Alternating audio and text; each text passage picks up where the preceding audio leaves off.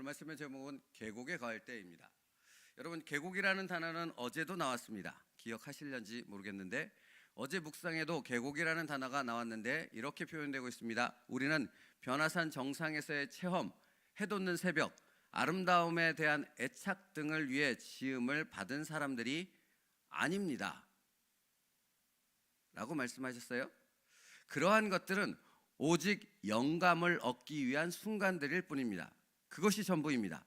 우리는 오히려 계곡을 위해 지음 받았습니다 라고 어제 표현되어 있어요. 이게 사실은 제가 늘 말씀드리잖아요. 말씀을 읽을 때나 설교를 들을 때도 마찬가지인데 뭔가가 이렇게 갸우뚱하는 것이 오히려 하나님이 여러분에게 깨닫는 은혜를 주시기 위한 인도하심이 더 뚜렷해지는 것입니다. 변화산 정상에서의 체험, 해돋는 새벽, 아름다움, 어떤 신비로운 체험, 은혜의 체험, 이런 것들을 위해서 지음받은 것이 아니랍니다. 그럼 왜 변화산에 데려가셔? 그럼 왜 은혜를 주셔? 우리에게 왜 영적 체험을 주시는 것입니까? 여러분, 힘든 삶을 살고 현실의 영적 치열한 싸움이 있는 곳과 이곳은, 여기는 은혜가 있고 할렐루야만 있고 찬송과 기도, 그런 은혜의 시간들로 가득하다면, 여러분 둘 중에 하나 선택하라 라고 주님이 묻는다면, 말씀하신다면 어디 선택하실래요? 여기 가실래요? 여기 가시잖아요. 저도 그럴 거니까 여기요 주님. 근데 주님은 우리에게 뭐라고, 우리가 그러니까 그렇게 대답했을 때 주님은 우리에게 뭐라고 말씀하시는가? 얘들아, 아니야. 내가 너희에게 은혜를 주고 구원의 기쁨과 감격과 능력, 그 영적 놀라운 체험을 주는 것은 너희를 여기에 머물기 위함이 아니라 여기를 통하여 어디로 가게 하기 위해? 여기로 가게 하기 위해. 그러니까 여기가 어디예요? 여기가 계곡이에요. 계곡을 다른 말로 표현하면 뭐예요? 우리의 치열한 영적 싸움이 있는 삶의 현실. 그러니까 여러분, 이것은 다른 사람과의 관계, 어떤 상황이 벌어지는 그런 데만을 의미하는 것이 아니에요. 사실은 계곡이라는 것은 어떤 의미에서 보다 깊은 의미는 나 홀로 하나님 앞에 세상 가운데서 영적 치열한 싸움을 싸우고 있는 바로 그곳, 거기가 어디예요? 거기가 챔버스 목사님이 말하는 계곡이라는 곳이에요. 근데 주님은 그러니까 뭐라고 말씀하세요? 우리는 그 계곡을 위하여 지음을 받았다. 거기로 보내심을 받은 자들이 바로 우리다. 우리를 구원하신 예수 그리스도의 이름으로 파송을 받는 자들이 누구인가?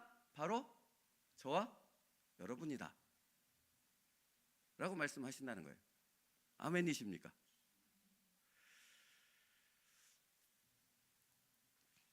그래서 오늘 말씀에서 그 계곡이 무엇인가를 정확히 설명해요. 그러니까 어제 말씀만을 제가 묵상했을 때 계곡을 놓고 제가 묵상했다 그랬잖아요. 이 단어를 딱 붙잡고 이게 뭐지라고 묵상하며 이것을 더 깊이 들어갔다 그랬잖아요.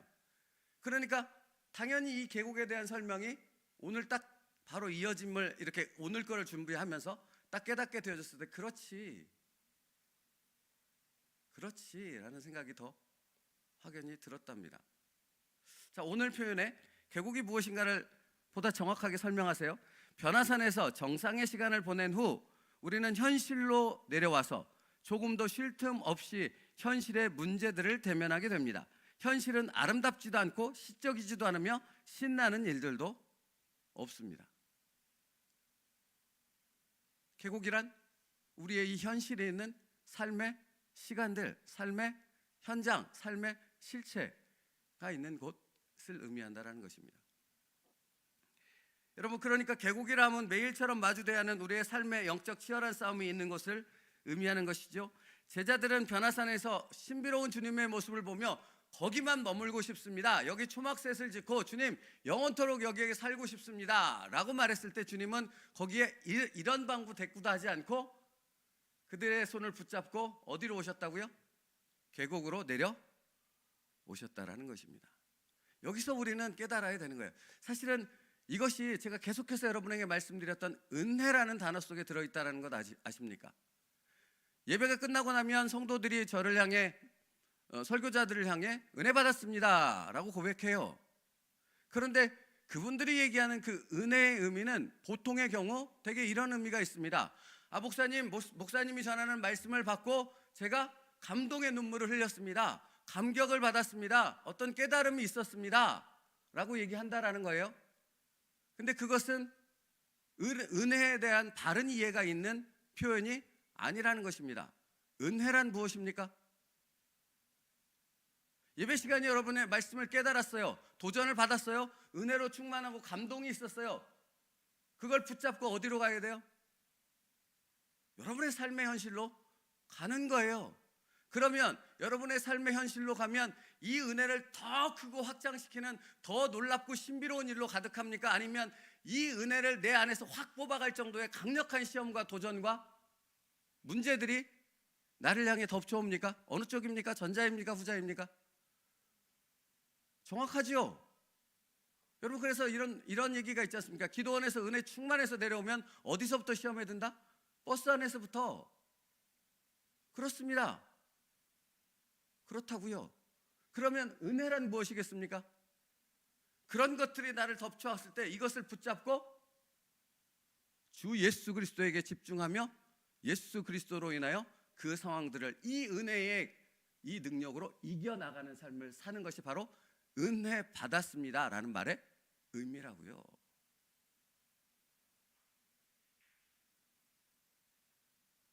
그죠? 그러니까 정확히 계곡이라는 말의 단어와 연결되는 말씀 아니겠습니까? 여러분, 그러니까 변화산상에서 베드로, 야고보, 요한을 데려가서 그들에게 그런 놀라운 신비로운 체험을 하게 하신 주님의 목적은 어디 있어요? 여기 그 자체에 있는 것이 아니라 이들을 그 놀랍고 신비로운 주님의 은혜를 체험한 그들을 다시 이 세상으로 끌고 와서 여기서 그 은혜 받은 것이 이 삶 속에서 그들을 통해 드러나고 증거되어지고 하나님의 영광으로 표현될 수 있도록 하기 위한 목적이 변화산으로 그들을 데려가신 주님의 목적이라는 것을 우리는 명확하게 알아야 한다는 것입니다. 그러니까 여러분, 정말로 이것이 무엇인가를 아는 사람은 말씀 안에서 은혜와 충만한 어떤 성령의 충만함을 느끼게 되는 그런 은혜의 시간을 경험했다면 반드시 그는 대적기도로 들어가게 돼 있는 거예요. 어떤 대적기도? 나의 이것을 빼앗아가려는 이런 사람들, 이런 상황들, 그들을 향한 대적기도가 아니라 내가 이것을 붙잡고 내 삶 속에서 나에게 이 놀라운 은혜와 충만함을 주신 그 예수 그리스도를 나의 현실의 삶에서 그대로 드러낼 수 있도록, 그런 주님의 도구가 될 수 있도록, 내가 정말로 그 살아계신 주님을 증거할 수 있도록 그런 자로 분명하게 확고히 서게 하여 주시옵소서. 이렇게 기도하게 되어진다고요. 그러니까 영적인 것이 무엇인가를 아는 사람은 빼앗기지 않는다고요. 삶의 현실은 끊임없이 사단이 그 상황들을 통해 그것을 빼앗으려는 도전이 있고, 그러니까 여러분, 이게 얼마나 중요한지 아십니까? 이게 얼마나 중요한지 아시냐고요. 왜 이런 얘기 하냐면, 저는 많은 사람들하고 얘기 나누잖아요. 그러니까 많은 분들이 그렇게 얘기해요. 목사님, 예배 시간에, 기도 시간에, 새벽 시간에, 주일 예배 은혜 받았습니다. 뭔가 깨달았습니다. 이렇게 얘기해요. 할렐루야, 너무나 감사하고 기쁜 일 아니겠습니까? 그런데 거기서만 끝나면 아무 의미가 없잖아요. 다시 횟가닥 바뀌어요. 삶으로 돌아갔다 돌아오면 다시 얼굴빛이 변하고 다시 생각이 이전으로 돌아가고, 이전에 주님이 은혜 주셨던 그것은 까맣게 잃어버리고, 깨달았다고 하는 것은 아무것도 기억나지 않고 다시 이전으로 돌아가서 심각한 얼굴로 다시 돌아옵니다. 그럼 물어요, 제가. 깨달았다며? 은혜 받았다며? 여러분, 그러니까 이 질문을 제가 지금 이 말을 여러분에게 하는 것은 여러분 스스로에게 사실은 던져야 될 질문이에요.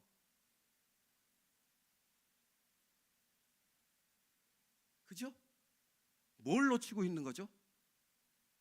내게 주신 은혜를, 내게 주신 그 말씀을, 내게 주신 예수 그리스도의 이름의 그 권세를 내가 지금 잊고 있는 거예요. 그러니까 돌아가 버리는 거예요. 여러분, 이게 정말로 중요하다고 말하는 건, 사단이 그런 우리의 모습을 보고 얼마나 비웃겠습니까? 얼마나 조롱하겠습니까? 네가 그러면 그렇지라고 또 우리를 넘어뜨리는 말로 사용하지 않겠느냐고요. 그죠? 그렇죠? 여러분 오늘 말씀 보세요. 변화산을 경험한 제자들이 이제 무엇을 만납니까? 삶의 현실로 돌아와서 귀신 들린 아이를 만나게 되어집니다. 그죠? 근데 아무것도 못해요. 귀신이 그를 죽이려고 불과 물에 자주 던졌나이다. 그러나 무엇을 하실 수 있거든 우리를 불쌍히 여기사 도와주옵소서. 이 말이 나오게 된 그 경로가 어디 있는지를 우리는 알잖아요. 어떤 상황들을, 어떤 과정들이 있었는지 제자들에게 데려왔어요. 근데 제자들이 아무것도 못하는 거예요. 아무것도. 왜 못하는 것입니까? 횟가닥이거든요. 여러분 이 횟가닥이라는 표현을 기억하세요. 중요합니다. 정말 횟가닥이 너무 많아요. 은혜 받고 기쁨이 있고 막 충만합니다. 뭔가 깨달았습니다. 이러고 횟가닥 돌아가면 도대체 뭐냐고요 그게. 예? 근데 반드시 그런 것으로 간다고요. 여러분 만약에 그렇지 않았다면 우리의 신앙생활이 그런 삶을 살아가는 것이 아니었다면 여기 지금 이 세상에는 뭐로 가득하겠습니까? 수도원과 기도원으로 가득해서 온통 교회는 없고 다 그런 것만 있을 거예요. 산속에. 왜 그렇죠? 거기로 들어가서 그냥 말씀과 기도와 찬양과 하나님 앞에 은혜 묵상하는 시간만 가지면 돼요. 아니 제가 거기서 갖는 어떤 깊은 영적인 시간들을 무시해서 하는 얘기가 아니에요. 여기서 지금 표현하는 건 다른 것이니까 오해는 하지 마시고. 여러분 그렇지 않냐고요. 그냥 거기서만 살면 되잖아요. 안 내려오고. 그러면 그런 횟가닥이 있을 리가 없잖아요. 근데 그건 우리를 향한 주님의 뜻, 계획, 목적이 아니라고요. 우리는 반드시 계곡으로 삶의 영적 치열한 싸움이 있는 그곳으로 내려와야 한다고요. 챔버스 목사님 표현을 들면 제자들의 손을 붙잡고 그들을 그리로 인도하셔서 끌고 왔다고 표현하세요. 데려오신다고요 주님은. 왜요? 그래서 그 아주 중요한 표현을 하세요. 챔버스 목사님이 그 계곡에서 비로소 그들이 산에서 본 환상의 의미를 깨닫게 됩니다. 여러분 이게 은혜라고요. 이게 정말 진정한 은혜라고요. 내가 어떤 것을 체험했고 어떤 것을 경험했고 영적인 은혜를 누렸다면 그것은 그 충만함에서 끝나지 않는다고요. 그것이 어떻게 사용되고 그것이 어떻게 더 깊어지고 그것을 통해 주님의 영광이 드러나는 그 놀라운 삶의 현실로 오게 되어졌을 때 우리는 보다 더 깊은 은혜와 보다 더 깊은 깨달음 속으로 영적 그 깊음의 세계로 들어갈 수 있게 되어진다고요. 그러니까 이거를 깨달으면 뭔가 도전이 오고 내 은혜를 뺏어가려는 뭔가 시험이 오고 어떤 상황과 문제, 사람들의 도전이 있고 어떤 나의 이렇게 생각을 건드리는 이게 뭐가 딱 찾아왔을 때 여러분 거기에 횟가닥 넘어가지 말고 무엇을 기억해야 돼요? 나를 이 자리까지 인도하신 그 주님의 은혜, 주님의 말씀, 나를 훈련시키신 여기까지의 모든 지금까지 지내온 것 모든 것이 다 주의 은혜라 고백했던 그 믿음의 고백을 다시 붙잡고 영적으로 이것을 분별하며 이것을 대적하여 싸워나가는 자가 되어야 한다고요. 이길 수 반드시 승리할 수 있습니다. 그 은혜를 주신 주님의 손이 여전히 나를 어떻게 하고 있기 때문에요? 붙잡고 있기 때문에. 그리고 나를 이 자리로 인도하신 분이 주님이시라니까요. 여러분 전에 말씀드렸지 않습니까? 마귀에게 시험받은 40일 동안 금식하고 주님께서 마귀에게 시험을 받았잖아요. 누구에게 이끌려 그 시험의 자리로 왔어요? 성령께 이끌려서 그 시험의 자리로 예수님은 오셨다고요.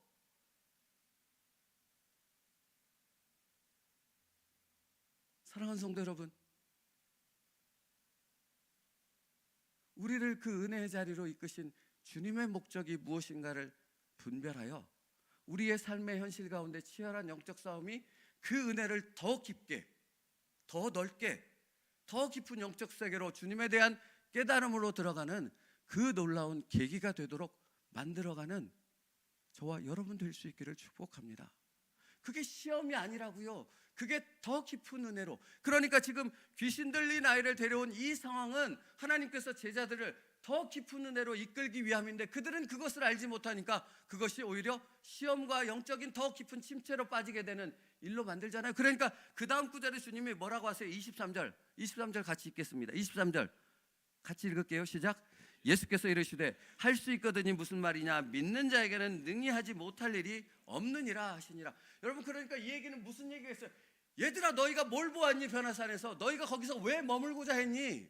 너희와 지금 함께 하신, 너희를 제자로 삼으신, 너희를 구원하신 내가 누군지를 너희가 안다면 할 수 있거든이 무슨 말이냐, 믿는 자에게는 능치 못함이 없느니라. 너가 정말로 예수 그리스도인 나를 안다면 나를 의지하여서 불가능한 것이 무엇이 있겠느냐? 무엇이 있겠느냐? 내가 하나님인데. 여러분, 이게 은혜 받은 자의 삶이고 저와 여러분의 삶인 줄 믿습니다. 그리고 계곡이라는 그 삶의 현실로 우리를 인도하신 그 주님의 뜻이 바로 거기 있는 것입니다. 우리를 괴롭게 만들고 힘들게 만들려는 것이 목적이 아니라 그 깊은 은혜의 세계 안으로 우리를 이끌고자 주님께서 지금 현재의 그 상황을 나에게 허락하신 거고, 그 도전을 나에게 허락하신 거예요. 이길 수 있으니까. 이미 승리는 우리에게 있으니까. 그러므로 여러분, 예수 그리스도의 이름으로 담대히 일어서서 우리 힘으로 할 수 없는 그것을 예수 그리스도의 이름으로 감당하여 나아갈 수 있는 그 영적 치열한 싸움에서의 기쁨과 은혜를 누릴 수 있는 오늘 여러분 될 수 있기를 축복합니다.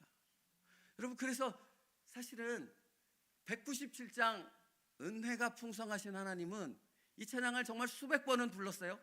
손바닥이 터져라 치면서. 그때 그 감격을 제가 잊지 못합니다. 어렸을 때의 순간인데, 오늘도 내려 주옵소서라는 가사잖아요.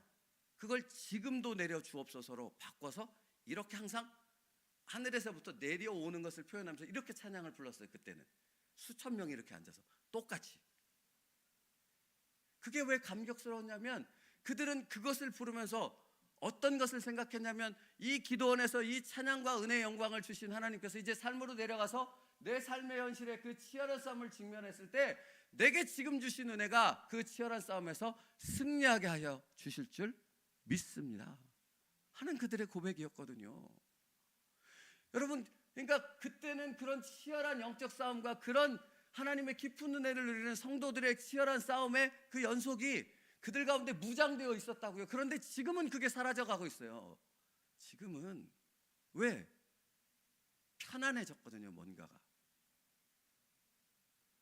70년대, 80년대와 지금의 삶은 전혀 다르지 않습니까? 여러분도 사셔서 아시지 않습니까? 우리의 상황은 달라졌지 않습니까? 그러나 여러분, 착각하지 마시라고요. 영적 치열한 싸움이 있는, 사단의 도전이 있는 끊임없는 그 싸움은 변하지 않았어요. 변하지 않았다고요. 우리가 깨어 있어야 되며 분별해야 되는 줄 믿습니다. 획가닥하지 마시라고요. 획가닥하면 안 됩니다.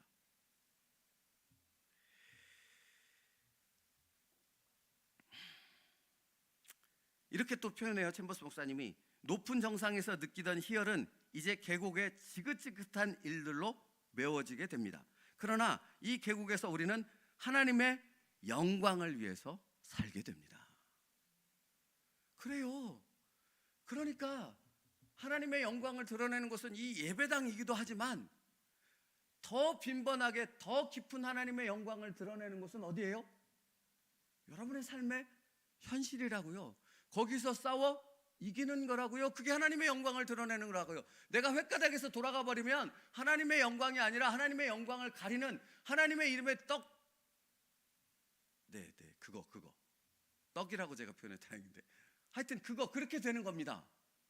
근데 내가 그 싸움에서 그 하나님의 깊은 은혜를 붙잡고서 승리하면, 거기를 견뎌낸다면, 거기서부터 하나님의 영광, 예수 그리스도가 나를 드러내는 놀라운 축복의 삶으로, 능력의 삶으로 살아나가게 되는 것입니다.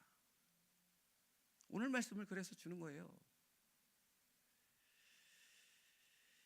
자신이 받은 그 놀라운 은혜가 자신의 삶을 통해 드러나게 되는 것입니다. 여러분, 그래서 사실 저희 내일하고 모레 저희가 공동체 여행을 갑니다.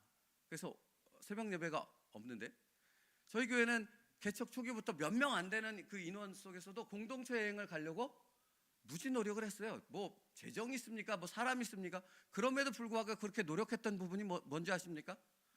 우리의 삶의 예배는 여기서 끝나지 않는다라는 거예요. 삶으로 이어져야 한다라는 거예요. 그리고 우리 공동체의 영적 동역자들은 같이 중보 기도를 하며 그 삶의 삶의 시간들을 함께 싸워서 승리하는 그 삶으로 나아가야 한다라는 거예요. 그러니까 여러분, 사실은 예배 시간 1시간 드리는 교회 안에서 이 시간을 통해서 애헴하고 거룩한 척하는 그걸 나누는 것이 하나님의 나라가 아니고 하나님의 공동체가 아니라고요. 정말 치열한 삶의 현실에 그 부분들이 드러나고 그 민낯이 들어가는 모든 상황들 속에서 함께 기도하며 함께 성령 안에서 말씀 안에서 하나가 되어서 그 모든 싸움을 승리해 나가 싸워가는 것이 교회 공동체이며 거기서 바로 하나님의 나라가 세워질 수 있는 거라고요. 그래서 공동체 여행 가요. 비용이 문제가 아닙니다. 시간이 문제가 아닙니다. 그건 너무너무나 중요한 시간이라고요. 그렇죠, 여러분?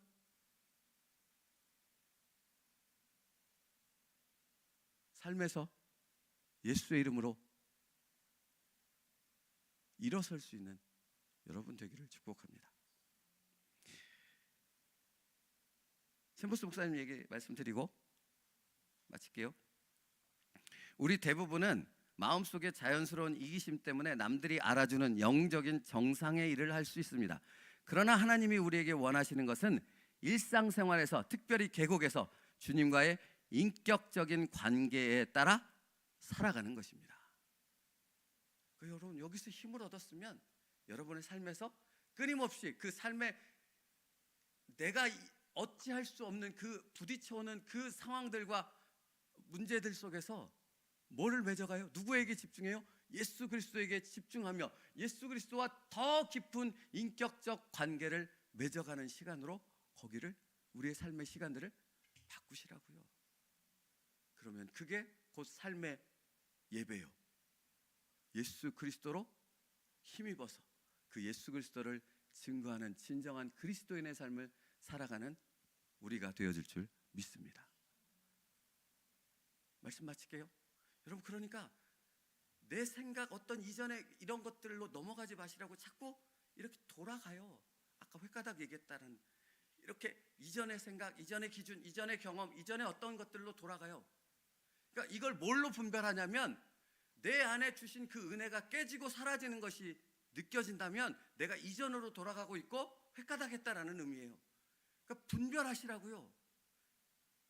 네? 분별하시라고요. 이 분별하지를 못해버리면 계속 이것만 계속 하는 거예요. 제가 벼룩이 얘기하잖아요. 유리병 속에 갇힌 벼룩. 계속 제자리만 뛰는 거예요. 여러분, 이게 하나님이 보시기에도 안타깝지만 내가 그러고 있는 나를 바라본다면 얼마나 통탄할 일이겠습니까? 삶의 시간은 계속 흘러가고 있는 것 아닙니까? 오늘 집에 들어가셔서 거울을 한번 보십시오. 내가 얼마나 이전에 비해서 늙었는지. 시간은 흘러가고 있다고요. 육신은 점점 더 쇠하여질 수밖에 없다고요. 그런데 뭐가 날마다 새로워지고 충만해집니까? 나의 영은 예수 그리스도 안에서 내 삶의 현실에서 더욱 충만해지고 더욱 새로워지고 더욱 강건해질 줄 믿습니다. 우리 그런 삶을 삽시다. 우리 그런 하나님의 자녀로 승리하며 살아갑시다. 기도하겠습니다.